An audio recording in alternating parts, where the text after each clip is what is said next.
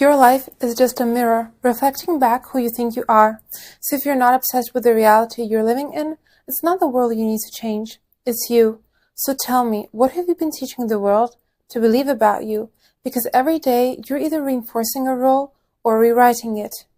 Hi guys, I'm Daria and welcome to my channel. If you're new here, this is a space where we dive deep into personal growth, self-worth, and letting go of anything that no longer serves us. Today we're talking about reinvention. How to stop performing your past and start becoming the version of you that finally feels real. Because at the core of every transformation is your self-concept, the story you believe about who you are and who you're allowed to become. Let's get into it. Chapter 1. You're not stuck, you're just attached. You don't hate yourself, you hate the version of you that was built in survival mode. The one who said yes when she wanted to say no. The one who laughed when she wanted to cry. The one who dimmed herself to be liked, loved, or at the very least, tolerated. You don't hate who you are. You hate the role you've been performing, the script you didn't write, but memorized anyway, because at one point, it kept you safe. Now, it feels like suffocation. You're not stuck. You're just loyal to an identity you've outgrown. And loyalty is beautiful until it's costing you yourself. You keep showing up as the woman who was trying to be liked, to be chosen. But what if you're not here to be chosen? What if you're here to choose? Because here's the thing, the longer you cling to who you were, the longer you delay who you're becoming. You outgrew her. Now stop dressing in her mindset and stop accessorizing it with guilt. It's not a part of your rebrand. That version of you, she did what she had to do, but she's not your final form. You're not a backup dancer in someone else's life. You're the headliner. You've been perfecting the performance on someone else's stage. Some people are walking around in character, wearing personalities that no longer fit, smiling through lives that no longer align, pretending, performing, pleasing, and wondering why they feel exhausted. It's not your job to keep playing small for people who got comfortable with your silence. It's not your responsibility to be easy to handle. You're not here to be convenient. You're here to be captivating, with standards that stay put, no matter who's watching. Your job now, rewrite the script. Cast yourself on the role of your life. Be the director, the writer, the lead. And no, this isn't about faking anything. This is about choosing, consciously, powerfully. Choosing to stop waiting for permission slips to evolve. Choosing to stop grieving the comfort of a cage. You want a new life? You don't need a personality transplant. You need to get radically honest about who you are without the fear, without the past, without the people who only knew the unfinished version. Because if the older version of you isn't working anymore, maybe it's time to change the lead character. Marilyn Monroe was born Norma Jean, but she wasn't born Marilyn. She became her.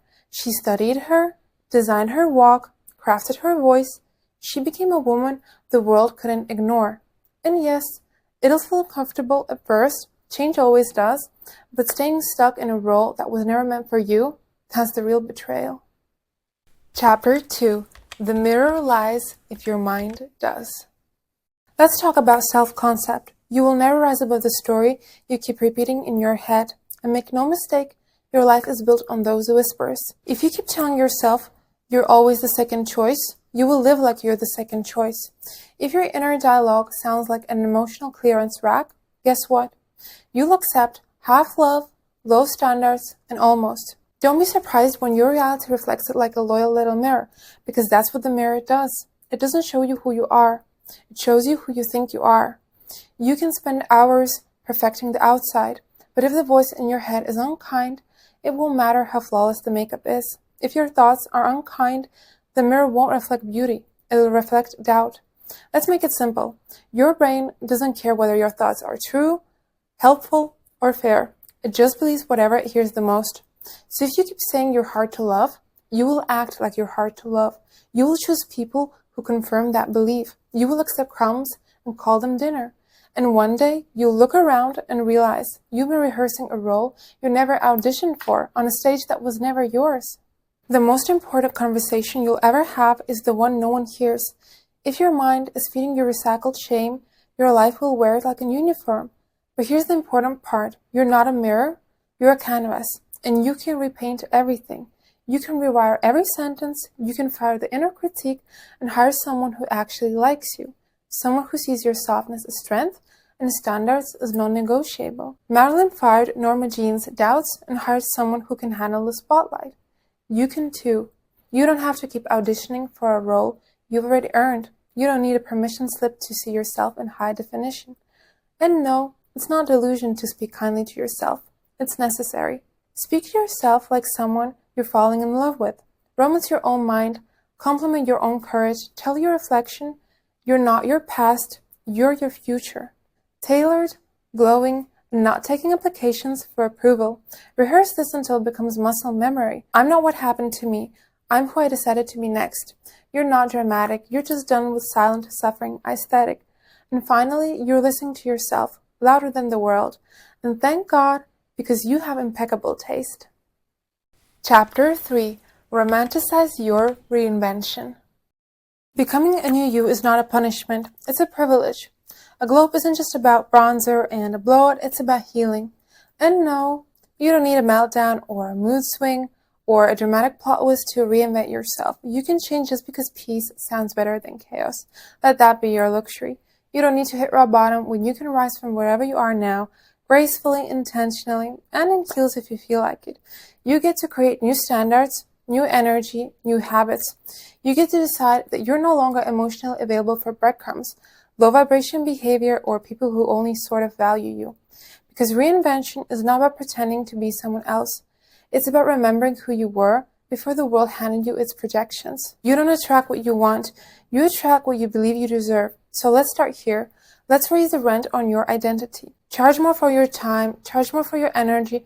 Charge more for your love, because it's not on clearance. It's couture. And a woman who knows her worth isn't intimidating. She's just finally fluent in her own value. She's not hard to love. She's just immune to nonsense. So start talking like her, dressing like her, walking like her, not because you're faking it, but because you're remembering it. You're rehearsing the role you were always meant to play. And the more you practice, the more natural it becomes. Marilyn Monroe didn't stumble into bombshell status. She sculpted. She designed her sparkle, one deliberate choice at a time. From her voice to her walk, to the way she entered a room, every moment was rehearsed until it looked effortless. Reinvention isn't fake, it's focused, and nothing is more powerful than a woman who curates her own glow. Pretend it's custom-tailored confidence until it becomes your signature style. Posture up, head high, standards higher. You're not reinventing yourself because you weren't enough before. You're reinventing because you've outgrown the version of you that believed that. Romanticize your next chapter like it's already a bestseller. Make your healing look like art. Make your confidence feel magnetic. Get dressed for the life you want, not the one you're tolerating. Don't save the red lipstick, the heels, or that silk dress for someday. Wear them on a Tuesday. Wear them when you're answering emails. You're the special occasion. This isn't about proving your worth, it's about protecting it. And remember, reinvention doesn't happen in one grand gesture. It happens in quiet choices, in gentle boundaries, in the moments you finally say, she was lovely, sweet, polite, always waiting her turn, but she's no longer running the show. The new you? She doesn't wait. She doesn't shrink. She walks in, claims the room, and leaves a little shimmer behind. Chapter 4. Burn the old scripts, not yourself. You're allowed to outgrow the version of you they got used to. Yes, even the one they liked, even the one who made everything easier for everyone else. You're allowed to walk off stage mid-scene if the role no longer fits. That old story where you play the fixer, the cool girl, the emotional shock absorber, set it down, let it fade. You don't need to keep performing a personality you've long outgrown just because it kept the peace. You're not a character in someone else's comfort zone. Let's be clear.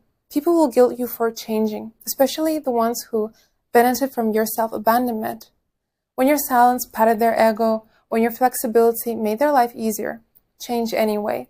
Because being chill is not a personality. Not complaining is not a love language.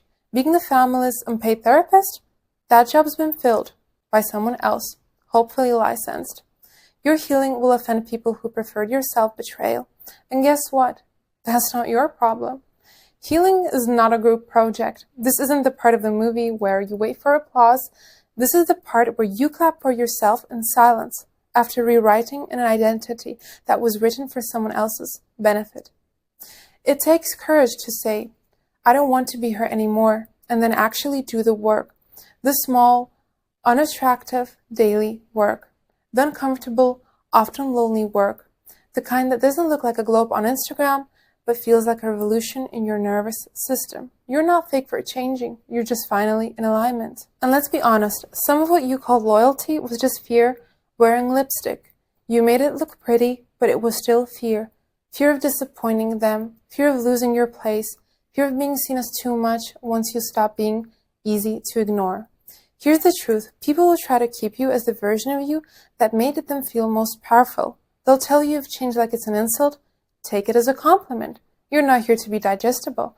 You're here to be undeniable. Burn the old scripts, the ones that told you to shrink, to smile, to stay quiet, but do not burn yourself in the process.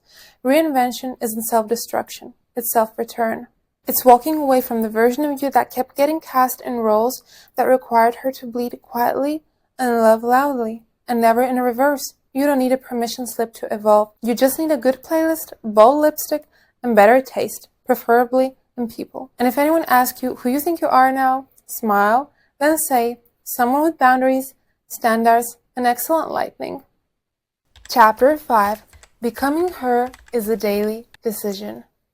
Becoming the new you isn't a one-time glow-up.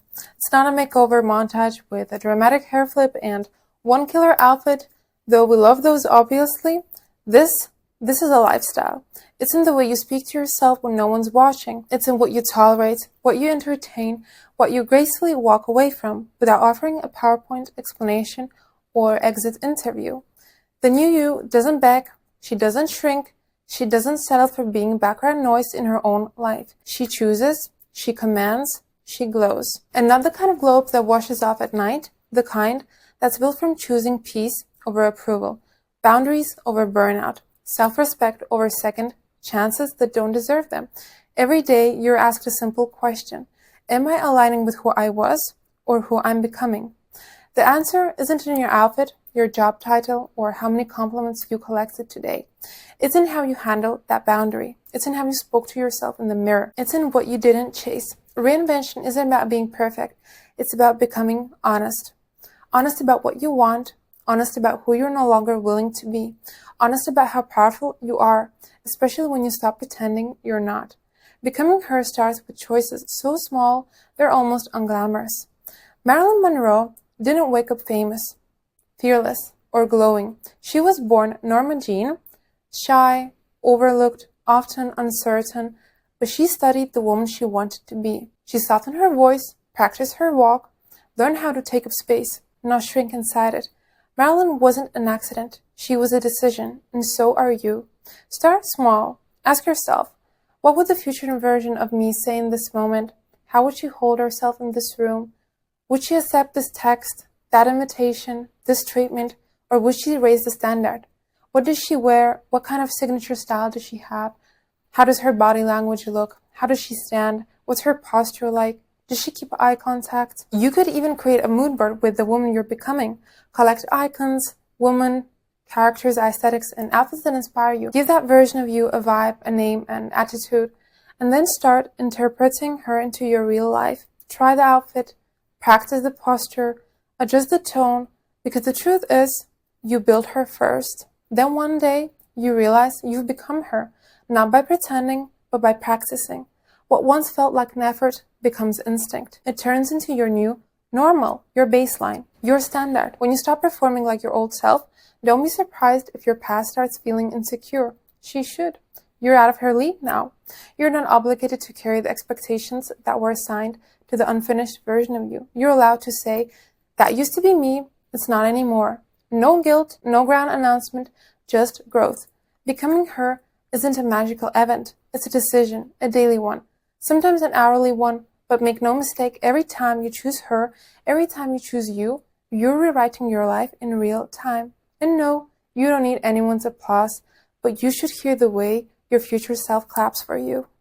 That's a wrap for today's video. Thank you for watching. I hope you enjoyed. Wherever you are in your journey, just know it's okay to grow at your own pace. Till next time.